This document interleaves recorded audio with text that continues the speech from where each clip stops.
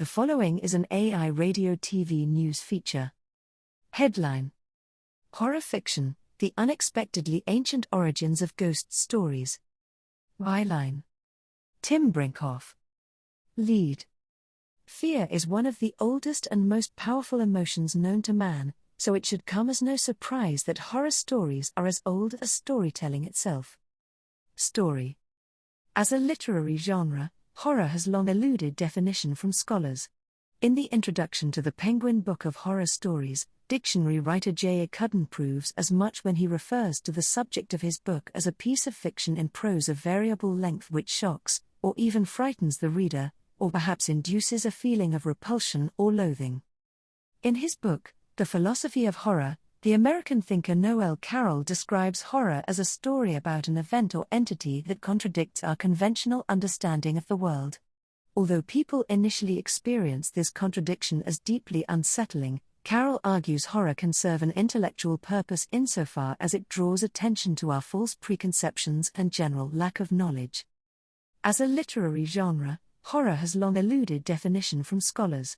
In the introduction to the Penguin Book of Horror Stories, dictionary writer J. A. Cuddon proves as much when he refers to the subject of his book as a piece of fiction in prose of variable length which shocks, or even frightens the reader, or perhaps induces a feeling of repulsion or loathing. In his book, The Philosophy of Horror, the American thinker Noël Carroll describes horror as a story about an event or entity that contradicts our conventional understanding of the world.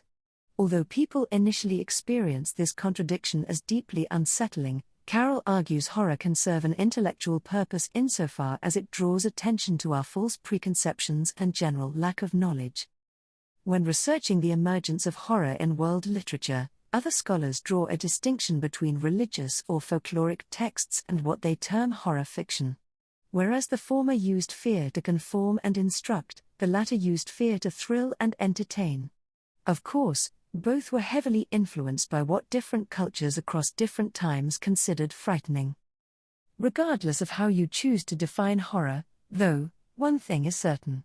Before horror movies came along and stole the show, people relied on the written word to scare themselves. And many of the monstrosities that are now routinely featured on the big screen, including vampires, werewolves, zombies, demons and ghosts, can trace their origin back to medieval and even ancient times. Horror fiction in Greek antiquity.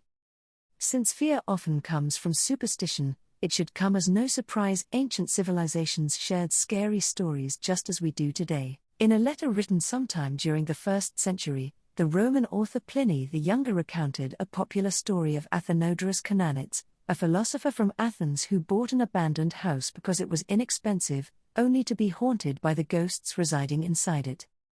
When these types of stories were created is unclear. According to literary historian and author of the supernatural in fiction Peter Penzold, short stories with horror flavoring did not pop up until the Greco-Roman period.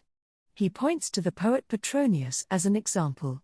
Petronius, who served in the court of Emperor Nero, is believed to have authored one of the oldest werewolf stories known to man. Edmund Quaver, a classics scholar at the University of Houston downtown, looks back further still, to the 5th Ode of Horace. His studies indicate that contemporary audiences of this Greek poem, about a boy who is captured and killed by a group of fearsome witches, derived from its frightening subject a distinctly pleasurable experience not unlike the appeal of modern-day horror films. In his monumental treatise Poetics, Aristotle defined tragedy as stories that derived their power specifically from an ability to elicit emotions of pity and fear. Using this interpretation, one readily perceives elements of horror in plays like Oedipus Rex, in which the titular king of Thebes stumbles upon a truth so terrifying to behold that it compels him to gouge out his own eyes. Ghost stories from the Dark Ages. Compared to antiquity, the Dark Ages not only saw a decrease in the creation of horror stories but stories in general. This is because, following the fall of the Roman Empire, literacy rates plummeted and societies became too fragmented for publishers to continue operation. Suddenly, reading and writing became skills reserved for the clergy, who busied themselves only with copying religious texts. There were, of course, exceptions. In Dante Alighieri's The Divine Comedy, An epic poem written during the 13th century, the author describes his fictional travels through the three sections of the Christian afterlife: Inferno, Purgatorio, and Paradiso.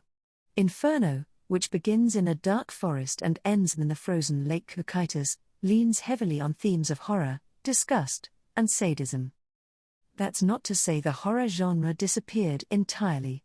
Teaching a course on its history at the University of Michigan, Gina Brandolino showed how medieval narratives inspired many modern horror stories. She compares the Heorot Mead Hall from Beowulf to a haunted mansion and identifies Julian of Norwich's book The Showings, about a girl possessed by the devil, as a precursor to The Exorcist.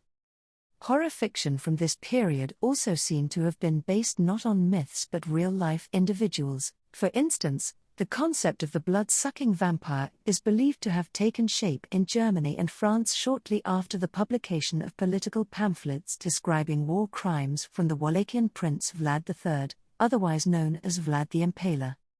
Gothic fiction and the sublime. The 18th and 19th centuries may have been the golden age of horror stories. Back then, short story writers in the U.S. and novelists in England gave shape to what we now know as Gothic fiction.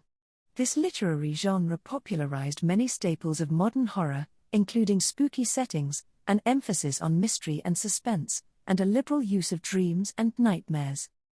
After decades of internal debate, the academic community was able to trace the birth of this elusive subgenre back to the Castle of Otranto. This 1764 novel, written by the English author Horace Walpole, was also titled A Gothic Story and tells the story of a nobleman hellbent on securing a decrepit chateau for his heirs despite the dangers that seem to lurk there.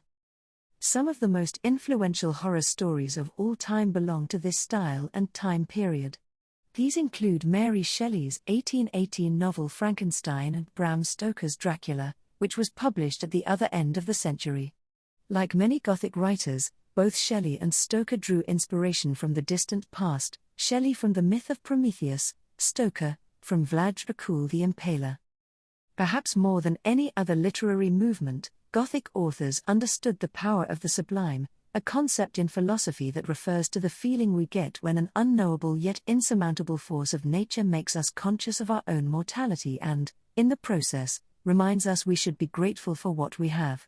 Add that to the list of things that good horror fiction can accomplish. For more news from AI Radio TV News, visit airadiotvnews.ca.